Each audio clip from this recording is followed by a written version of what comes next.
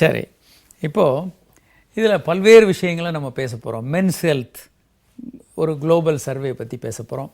இதில் முக்கியமாக நம்ம என்ன டாபிக் எடுத்துக்கிறோன்னா, மென்ஸ் ஹெல்த்தில் ஃபஸ்ட்டு வந்து best sex in the world, for the best sex in the world, ஆண்களுக்கு என்னென்ன விஷயங்கள் தெரிஞ்சிருக்கணும் அப்படின்றத நம்ம எடுத்துக்கிறோம். நிறைய விஷயங்களை பற்றி பேச போகிறோம். தொடர்ந்து இந்த நிகழ்ச்சி பாருங்கள்.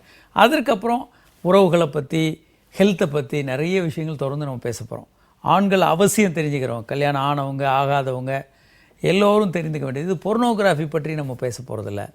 ஆனால் ஒரு அற்புதமான உறவுக்கு ஆண்கள் தெரிந்து கொள்ள வேண்டும். பல உறவுகள் கள்ள உறவுகளாகவும் தற்கொலை கொலையெல்லாம் நடக்கிறதுக்கு முக்கியமான காரணம் காதலை பற்றி, செக்ஸை பற்றி நம்ம ரொம்ப அறியாது இருக்கிறது தான்.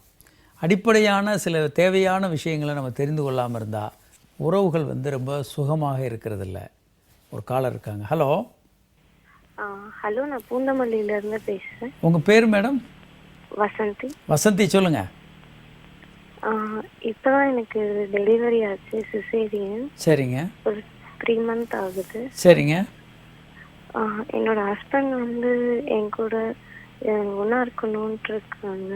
எவ்வளோ நாள் ஆச்சுங்க செக்ஸ் பண்ணி? இப்போது சாரி, சிசேரியன் பண்ணி? 80 days இருக்கும். ஓகேங்க. ஒரு 3 months கழிச்சு நீங்கள் செக்ஸ் பண்ணலாங்க. உங்களுக்கு எல்லாமே ரெக்கவர் ஆகி நீங்கள் நல்லா ஹாப்பியாக ஃபீல் பண்ணிங்கன்னா, நீங்கள் கம்ஃபர்டபுளாக ஃபீல் பண்ணால் செக்ஸ் பண்ணலாங்க. ஒன்றும் தப்பு இல்லை. இல்லை, லாஸ்ட் வீக் அப்படி இருந்தோம். சரிங்க. அதுக்காக எனக்கு பயமாக இருக்குது. என்ன பயங்க? இன்னொரு முறை கர்ப்பமாயிருவோண்ணா?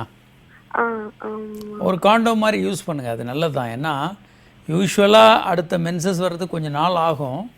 ஆனாலும் கூட அது எப்போ வரும்னு யாரும் சொல்ல முடியாது. ஃபஸ்ட்டு மென்சஸ் வர்றதுக்கு முன்னால் கூட நீங்கள் கன்சீவ் ஆகிறதுக்கு கொஞ்சம் வாய்ப்பு இருக்குது கண்டிப்பாக. அதனால் நீங்கள் ஏதாவது ஒரு தடுப்பு முறையில் காண்டோம் மாதிரி யூஸ் பண்ணுறது நல்லது. இன்னொரு கொஸ்டின் இருக்கு. ஏதாவது சிம்டம்ஸ் இருக்கா கர்ப்பமாகிறதுக்கா?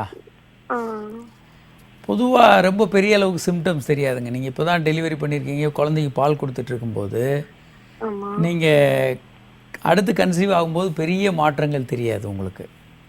யூஸ்வலாக கர்ப்பமாகும்போது, ஃபஸ்ட் டைம் கர்ப்பமாகும்போது பல விஷயங்கள் தெரியும். ஹெவினஸ், ப்ரெஸ்ட்டில் ஹெவினஸ் இருக்கும், கொஞ்சம் ப்ரெஸ்ட்டில் பெயின் கூட இருக்கும் தொட்டால், பல விஷயங்கள் தெரியும். ஆனால் இப்போ நீங்கள் இப்போ தான் கர்ப்பமாகி டெலிவரி பண்ணியிருக்கனால பல சிம்டம்ஸு சரியாகவே தெரியாது, கொஞ்சம் மாதிரி கன்ஃபியூஸ்டாக இருக்கும். அதனால் நீங்கள் சிம்டம்ஸை வச்சு டயக்னோஸ் பண்ண முயற்சி பண்ண வேண்டாம். நீங்கள் இந்த மாதிரி உறவுக்கு ஏதாவது ஒரு காப்பர்ட்டி கூட இப்போ போட்டுக்கலாங்க. இப்போல்லாம் சிசேரியன் பண்ணிட்டும் கொஞ்ச நாள் கழித்து காப்பர்ட்டி போட்டுக்கலாம், ஒன்றும் தப்பு இல்லை. அந்த மாதிரி முறைகள்லாம் இப்போ வந்திருக்குது. நிறைய விஷயங்கள் இப்போ இருக்குது. நீங்கள் ஏதாவது ஒரு பாதுகாப்பு முறைகளை உபயோகப்படுத்தலாம் கண்டிப்பாக. சரி, இப்போது உலகத்தில் இப்போ ஒரு பெருகி வர்ற ஒரு விஷயம் வந்து ஒன் நைட் ஸ்டாண்ட் அப்படின்றது. திடீர்னு ஒருத்தர் மீட் பண்ணுறாங்க, அன்னைக்கு உறவு வச்சுக்கிறாங்க, அப்புறம் பிரிஞ்சிடறாங்க. இந்த மாதிரியான ஒரு உறவுகள் வந்து உலகம் முழுவதுமே இப்போ ரொம்ப பெருகிட்டு இருக்குது. இது சரின்னு நம்ம சொல்கிறதில்ல. ஆனால் இந்த மாதிரி அதிகமாக உலகத்திலேயே அதிகமாக நடக்கக்கூடிய ஒரு நாடு, இந்த சர்வேயில் கிடைச்ச ஒரு விஷயத்தை நம்ம பேசுகிறோம். இந்த மாதிரி ஒன் நைட் ஸ்டாண்ட் அப்படின்னு ஒரு நாள் ஒருத்தர் சந்திக்கிறது, அன்னைக்கு உறவு பண்ணுறாங்க அப்படின்ற மாதிரியாக இருக்கிறது உலகத்திலே அதிகமாக எங்கே நடக்குதுன்னா போர்ச்சுகலில் இந்த மாதிரி ரொம்ப நடக்குது. உலகத்திலே அதிகமான ஒன் நைட் ஸ்டாண்ட் வந்து போர்ச்சுகல். இதில் அந்த சர்வேயில் என்ன சொல்லியிருக்காங்க அப்படின்னா, 81% போர்ச்சுகல் ஆண்கள் கண்டிப்பாக ஒரு முறையாவது இந்த மாதிரியான ஒன் நைட் ஸ்டாண்ட் அப்படின்ற ஒரு உறவில் ஈடுபட்டிருக்காங்க. அடுத்து பிரேசிலில் 76% பேர், ஆஸ்திரேலியாவில் வந்து 65% பேர், ரஷ்யாவில் வந்து 64%, ஸ்பெயினில் 63%, அமெரிக்காவில் வந்து 61% பேர். வேர்ல்டு ஆவரேஜ் இந்த மாதிரி எவ்வளோ பேர் அப்படி ஈடுபடுறாங்கன்னா 58% பேர் ஒரு நாள் மீட் பண்ணுறாங்க, அன்றைக்கே உறவு வச்சுக்கிறாங்க, அப்புறம் பிரிஞ்சிடறாங்க. இவங்க யார் என்னன்னே யாருக்கும் தெரியாது. அவங்க 2 பேருக்கும் முன் உறவு தொடர்பு இல்லாதவர்கள். ஒரு காலர் இருக்காங்க. ஹலோ. ஹலோ சார், வணக்கம். சொல்லுங்கள் சார். சந்திரமோகன் பேசுகிறேன் சார். சந்திரமோகன், சொல்லுங்கள். எங்கேருந்து பேசுகிறீங்க சார்? சார், திருச்சிராப்பள்ளியிலேருந்து பேசுகிறேன் சார். சொல்லுங்கள் சந்திரமோகன். சார், உங்கள் ப்ரோக்ராம் சூப்பராக இருக்குது சார். நன்றி சந்திரமோகன், சொல்லுங்கள். ரொம்ப சந்தோஷமா இருக்கு சார் மனசுக்கு. நன்றி. சொல்லுங்கள், ஏதாவது கேள்விகள் இருக்கா உங்களுக்கு? ஆமாங்க சார், இருக்கு சார். சொல்லுங்கள் சந்திரமோகன். சார் எனக்கு வந்து வீசிங் ப்ராப்ளம் இருக்கு சார். சரிங்க. அதனால வந்து விரைப்புத்தன்மை எதுவும் குறையுங்களா சார்? வீசிங் ப்ராப்ளத்தினால குறைய வாய்ப்பு இல்லைங்க. அதுக்கு யூஸ் பண்ணுற மருந்துகள் சில நேரங்களில் தொந்தரவு பண்ணலாம். நீங்கள் சில நேரம் ஸ்டீராய்ட்ஸ் யூஸ் பண்ணுறீங்கன்னு வச்சுக்கோங்க, அதனால உங்களுக்கு சில நேரத்தில் வீசிங் ப்ராப்ளம் வரும், அதாவது ஆண்மை குறைவு உண்டாக வாய்ப்பு இருக்குது. ஸ்டீராய்ட்ஸ் போன்ற மாத்திரைகளை ரொம்ப யூஸ் பண்ணாதீங்க. அதே மாதிரி நீங்கள் யூஸ் பண்ணக்கூடிய ஆஸ்தலின் போன்ற ஸ்ப்ரே யூஸ் பண்ணும்போது, சால்பியூட்டமால் யூஸ் பண்ணும்போது சீக்கிரம் விந்து வர்றதுக்கு வாய்ப்பு இருக்குது. ஆமாங்க சார். செக்ஸில் வந்து சீக்கிரம் விந்து வந்துடும். அப்படிதான் சார் வருது. ஸோ இது கொஞ்சம் ப்ராப்ளம். இதுக்கு வேணால் நீங்கள் தனியாக மருந்துகள் எடுத்து சரி பண்ணிக்கலாம். இன்னொரு டவுட் சார். சொல்லுங்கள். எனக்கு கொஞ்சம் மனசுல ரொம்ப இதா இருக்கு சார். நான் வந்து தாய்ப்பால் வந்து ரொம்ப குடிக்கல. அதனால எதுவும் பிரச்சனை இருக்குமா? அதனால பிரச்சனை வராதுங்க. அதாவதுங்க, நம்ம மனிதர்கள் எல்லாமே ரொம்ப வருத்தம் பட்டே வாழ பழகிடுறோங்க. அதாங்க இருக்க பிரச்சனை. சிறு வயதுலேருந்தே நமக்கு வந்து தவறுகள் தான் எளிமையாக படும், வருத்தம் தான் அதிகமான உணர்வு வரும். ஒரு விஷயத்தை பார்த்தோன்னா தப்பு தான் நம்ம கண்ணில் எடுத்தோடனே படும், மற்றவங்க தவறுகள். அதே மாதிரி நம்ம வருத்தங்களை அல்லது நடக்காத பயங்கள் அதிகமாக வந்து நம்மளை பயமுறுத்திக்கிட்டே இருக்கும். இது நமக்கு பழகி போயிடும். ஏன் அப்படின்னா, நம்ம பிரெயினில் வந்து பல்வேறு செய்திகளும் டிவிடி போல் ரெக்கார்டாகி பிரெயினில் வந்து வரிசையாக ஒரு டிவிடி லைப்ரரியே இருக்கும் பிரெயினில், மெமரின்னு. நீங்கள் ஒரு செய்தி கேட்ட உடனே அதை வந்து ஒரு மெமரியிலேருந்து எடுத்து அந்த மாதிரி உங்கள் வாழ்க்கையில் நடந்த ஒரு ஆக்சிடெண்ட் அப்படின்னா, ஆக்சிடெண்ட் நம்ம வாழ்க்கையில் நடந்ததை எடுத்து போட்டு பிரெயினில் ஒரு சின்ன 2 minutes ஃபில்ம் ஓடிட்டுருக்கும்.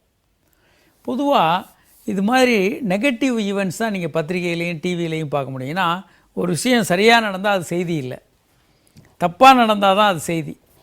ஸோ டிவி பத்திரிகையில் எல்லாமே தவறான விஷயங்கள் தான் திரும்ப திரும்ப காட்டிகிட்டே இருப்பாங்க. சினிமா படங்களும் சரி, அதே மாதிரி பல்வேறு விஷயங்களும் தவறாக நடந்தால் தான் அது செய்தி. கள்ளக்காதல் தான் செய்தி, காதல் வந்து செய்தி இல்லை. அப்போ என்ன ஆகுதுன்னா, கள்ளக்காதலை தான் போட்டு காட்டிகிட்டு இருப்பாங்க. யார் யாரை காதலிச்சாங்க, என்ன பண்ணாங்க அப்படின்றது தான் மறுபடியும் நீங்கள் பார்த்துக்கிட்டே இருப்பீங்க. ஸோ இது வந்து உங்கள் மூளையில் வந்து கொஞ்சம் ஃபியர் காம்ப்ளெக்ஸ் உருவாக்கிடும். உங்களுக்கும் நெகட்டிவான விஷயங்கள், உங்கள் வாழ்க்கையில் நடந்த நெகட்டிவான விஷயங்களை திரும்ப திரும்ப போட்டு ஒரு நெகட்டிவான மைண்ட் செட்டு நமக்கு வந்துடும். அப்போ எப்போவுமே ஒரு பயம், பதட்டம் ஒரு விஷயங்களே நம்ம இருக்கிறத பார்க்க முடியும்.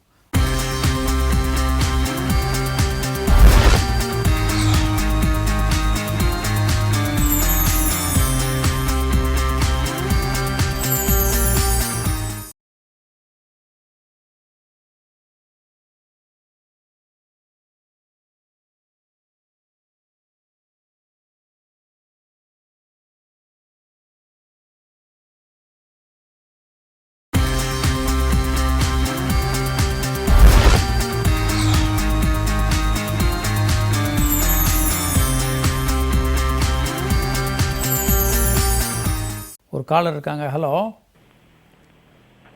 ஹலோ ஹலோ வணக்கம் சார். வணக்கம். யார் எங்கேருந்து பேசுகிறீங்க சார்? சார் என்னோட பேர் நடராஜ், நான் மஸ்கட்லேருந்து பேசுகிறேன் சார். நடராஜ் சொல்லுங்கள் சார். உங்களோட இந்த நிகழ்ச்சி ரொம்ப நல்லா போயிட்டு இருக்கு சார். ரொம்ப நன்றி. நல்லா எங்களுக்கு பிரயோஜனமா இருக்கு சார். சொல்லுங்க. எனக்கு ஒரு சின்ன கேள்வி சார். சொல்லுங்க. அதாவது எனக்கு கல்யாணம் முடிஞ்சு 8 மாசம் ஆச்சு சார். ஓகே. அது வந்து என்னோட வயசுக்கு என்னன்னா 2-3 தடவை கொஞ்சம் ஃபார்ம் ஆகி ஒரு 60 நாள் 70 நாள்ல கொஞ்சம் இதாயிட்டு பாத்துங்க. 3 தடவை. இப்பவும் அவங்களுக்கு ஒரு 20 நாள் பிந்தி இருக்கு பாத்துங்க. அது இன்ஜெக்ஷன் போடலாமா சார் கரு தங்கறதுக்கு? இன்ஜெக்ஷன் போட்டா ப்ராப்ளம் வருமா? இல்லை, என்ன மாதிரி இன்ஜெக்ஷன் போடலான்னு நீங்கள் நினைக்கிறீங்க? இல்லைங்க, அப்படி இல்லை நடராஜ். எனக்கு தெரியல டாக்டர். சொல்லுங்க டாக்டர். அதாவதுங்க இன்ஜெக்ஷன் சொல்றாங்க, அந்த கரு பிடிக்கிறதுக்கு ஒரு இன்ஜெக்ஷன் போடலாம் அப்படிங்கிறாங்க. எனக்கு தெரியல சார். சரி, அப்படி போட்டுக்கோங்க, அது ஒன்றும் தப்பு இல்லை. நான் என்ன சொல்றேன்னா, நீங்களா முயற்சி பண்ணாதீங்க. ப்ராப்ளம் வராது சார் குழந்தைக்கு. நல்லா தெரியும், ஒரு ப்ராப்ளம் வராது. அதாவதுங்க டாக்டர் தான் சொன்னாங்க. நாமளாக முயற்சி பண்ணி எதையும் பண்ண வேண்டாம். நாம் செய்ய வேண்டியதெல்லாம் இந்த துறையில் நிபுணர்கள், பெஸ்ட்டு நிபுணர்களை பார்த்து அவங்கக்கிட்ட கன்சல்டேஷன் வாங்குறது தான். அவங்க வந்து என்ன நம்ம உடம்பெல்லாம் பரிசோதித்து 2 பேருக்கும் செக் பண்ணிவிட்டு சரியான ட்ரீட்மெண்ட் கொடுக்க வேண்டியது அவங்க கடமை. அதுக்காக தான் நம்ம பெஸ்ட்டு டாக்டராக செலக்ட் பண்ணி அவங்கள பார்க்குறோம். Okay sir. அது பண்ணுங்க. அவங்க பண்ணுறது சரியா தப்பா, இதை பண்ணலாமா வேண்டாமான்னு நம்ம மறுசீலனை வேண்டாம். சொல்றீங்க. அவங்க முடிவு பண்ணி நான் இந்த மாதிரி ட்ரீட் பண்ணுறேன்னு ஒரு உங்கள் பிரச்சனைக்கு இதுதான் ட்ரீட்மெண்ட்டுன்னு சொல்லி போனாங்கன்னா அவங்க ப்ரொசீட் பண்ணட்டும். அதில் நம்ம இப்போ சொல்கிறதுக்கு ஒன்றும் இல்லை. ஏன்னா நம்ம அதில் எக்ஸ்பர்ட் இல்லை இது பண்ணலாம் வேண்டாம்னு சொல்கிறதுக்கு. நீங்கள் அதில் தலையிட வேண்டாம். அதனால் பெஸ்ட்டு டாக்டர் பண்ணுங்கள். ஏன்னா நீங்கள் கொடுக்குற தகவல் நான் பதில் சொல்கிறதுக்கு போதாது. என்ன இன்ஜெக்ஷன் எதுக்குன்னு பார்க்கணும். சில நேரம் கருமுட்டை வெடிக்கிறதுக்கு இன்ஜெக்ஷன் கொடுப்பாங்க. சில நேரம் சினை முட்டைகள் உருவாகிறதுக்கு இன்ஜெக்ஷன்ஸ் கொடுப்பாங்க. சில நேரம் கரு வந்து லியூட்டியல் ஃபேஸ் சப்போர்ட்னு சொல்லி ப்ரொஜெஸ்டிரான் இன்ஜெக்ஷன் கொடுக்கலாம். அதே மாதிரி ஹெச்சிஜி என்ற இன்ஜெக்ஷன் கொடுப்பாங்க. இந்த மாதிரி பல இன்ஜெக்ஷன்ஸ் கொடுப்பாங்க. ஹியூமன் கொரியானிக் கொனோட்ரோஃபின் போன்ற இன்ஜெக்ஷன், பல இன்ஜெக்ஷன்ஸ் இருக்குது. ஸோ என்ன இன்ஜெக்ஷன் அவங்க கொடுக்க முயற்சி பண்ணுறாங்க அப்படின்னு தெரியணும் நமக்கு. இதோட எளிமையான முறை என்னென்னா பெஸ்ட்டு டாக்டராக பாருங்கள். அதுக்கப்புறம் அவங்க வந்து உங்களுக்கான ட்ரீட்மெண்ட்டை அவங்க தீர்மானிக்கட்டும். அதில் நம்ம தலையிட வேண்டியதில்லை. ஒரு காலர் இருக்காங்க. Hello hello hello hello sir, என்னுடைய ஹலோ சொல்லுங்கள் சார் கேட்டுட்ருக்கேன் சார். என்னுடைய பேர் வந்து நரசிம்மன். நான் பெங்களூர்ல இருந்து பேசுறேன் சார். சொல்லுங்கள் நரசிம்மன் சார். எனக்கு நவம்பர் 10 கல்யாணம் சார். Very good. சொல்லுங்கள் சார். நான் ஒரு 10 வருஷமா எனக்கு வந்து கைப்பழக்கம் இருந்ததால எனக்கு வந்து இதுவெல்லாம் ஸ்மால் ஆயிடுச்சு சார். எது ஸ்மால் ஆயிடுச்சு? ஆணுறுப்பு சின்னதாயிடுச்சா? ஆணுறுப்பெல்லாம் ரொம்ப ஸ்மாலா இருக்கு சார். சரி. வீட்டுக்கெல்லாம் தெரியாது. என்னால இந்த 60 டேஸ்ல ஏதாவது எனக்கு ஒரு நல்ல அட்வைஸ் பண்ணீங்கன்னா அது ஏதாவது ட்ரீட்மெண்ட் எடுத்து என்னால இந்த லைஃப் சக்சஸ் பண்ண முடியுமா? நீங்க கொஞ்சம் அட்வைஸ் பண்ணுங்க. நல்லா தெரிஞ்சுங்க. 2-3 உண்மைகளை மட்டும் உங்களுக்கு சொல்கிறேன். ஒன்று வந்துங்க, இந்த மாதிரியான மனித மாதிரியான அந்த பாலூட்டிகள் இனங்கள்லேயே மனிதனுக்கு தான் ஆணுறுப்பு அவன் சைஸுக்கு பெருசு. கொரில்லாலாம் பார்த்தீங்கன்னா ரொம்ப சின்னதாக இருக்கும். அதே மாதிரி விந்து பையும் கொரில்லாவினுடைய சைஸுக்கு வர விந்து அளவுக்கும் ஆணுடைய விந்து பையனுடைய அளவுக்கும் வெளியேற்ற விந்து அளவுக்கும் பல வேறுபாடுகள் இருக்குது. பல மடங்கு அதிகமாக ஆண்கள் விந்து வெளியேற்றுறாங்க. அதே மாதிரி வேறு நிறைய வித்தியாசம் இருக்குது. ஆணுறுப்பினுடைய சைஸ் வந்து பெரிய அளவுக்கு உங்கள் உறவை தீர்மானிக்கிறது இல்லை. பட் இப்படியெல்லாம் இருந்தாலும் ஆணுறுப்பை எனக்கு பெருசாக்கணும்னு நீங்கள் விரும்புனீங்கன்னா அதற்கான ட்ரீட்மெண்ட் இருக்குது. இப்போ ஸ்மால் பீனிஸ் சிண்ட்ரோம்னு உலகம் முழுவதுமே ட்ரீட்மெண்ட் இருக்குது. இதுக்கு வந்து பல்வேறு வாய்வழி மாத்திரைகள் மருந்துகள் முதல்ல ஒரு செக்கப் பண்ணிவிட்டு வாய்வழி மாத்திரை மருந்துகள் நீங்கள் சாப்பிட்லாம். சில இன்ஜெக்ஷன்ஸ் போட்டுக்கலாம். வேக்யூம் செக்ஷன் காற்றழுத்த சிகிச்சை அந்த மாதிரி பண்ணிக்கலாம். ஷாக்வேவ் தெரப்பி எடுத்துக்கலாம். அதே மாதிரி அறுவை சிகிச்சைகள் கூட பண்ணலாம். இந்த மாதிரி எண்ணற்ற ட்ரீட்மெண்ட் இன்றைக்கி வந்திருக்கு. நீங்கள் வந்து மருத்துவர் ஆலோசித்து அப்புறம் நீங்கள் என்ன பண்ண போகிறோன்னு டிசைட் பண்ணி நீங்கள் ஒரு முடிவெடுத்து ட்ரீட்மெண்ட் எடுத்துக்கலாம். ஒன்றும் தப்பில்லை. முதல்ல ஒரு மருத்துவரை பாருங்கள், செக்ஸாலஜிஸ்ட் பாருங்கள். அவங்க வந்து இதை முழுமையாக உங்களுக்கு சரி பண்ணி தருவாங்க. இப்போ நம்ம global survey, men's health global survey பற்றி நிறையா பேசிகிட்டு இருக்கோம். இந்த சர்வேயில் வந்து சில முக்கியமான விஷயங்களும் இப்போ வந்திருக்குது. ஆண்கள் வந்து எந்த வயதில் முதல்ல செக்ஸில் ஈடுபட்டாங்க அப்படின்றத நம்ம தொடர்ந்து பேச போகிறோம். இன்றைக்கி நம்ம இந்த நிகழ்ச்சியினுடைய நிறைவு பகுதிக்கு வந்திருக்கோம். இதனுடைய தொடர்ச்சியை நம்ம நாளைக்கு பார்க்க போகிறோம். இன்னும் நிறைய அற்புதமான விஷயங்களை பேச போகிறோம். கடைசியாக வந்து ஆண்கள் மனைவியோட எப்படி நடந்து கொள்ளணும் அப்படின்றத பற்றிலாம் பேச போகிறோம். ரொம்ப 100 விஷயங்கள் எப்படி ஆண்கள் வந்து பெண்கள்கிட்ட நடந்துக்கணும்னு சொல்ல போகிறோம். இன்னும் பல்வேறு அற்புதமான விஷயங்களை பார்க்க போகிறோம். ரொம்ப வாழ்நாள் முழுவதும் நமக்கு யூஸ்ஃபுல்லான ஒரு விஷயமாக இருக்க போது தொடர்ந்து இந்த நிகழ்ச்சியை பாருங்கள். இன்று இந்த நிகழ்ச்சியில் பங்கு பெற இயலாத வாசகர்கள் உங்கள் கேள்விகள் எங்களுக்கு SMS மூலமாக அனுப்பலாம். 781007788 என்ற எண்ணுக்கோ அல்லது 730557788 என்ற எண்ணுக்கோ உங்கள் கேள்விகள் எங்களுக்கு SMSகள் அனுப்பலாம். அல்லது hi@drkamarajhospital.com என்ற மின்னஞ்சல் முகவரிக்கு உங்களுடைய கேள்விகள் எங்களுக்கு மின்னஞ்சல் அனுப்பலாம். மீண்டும் நாளை சந்திப்போம். வணக்கம்.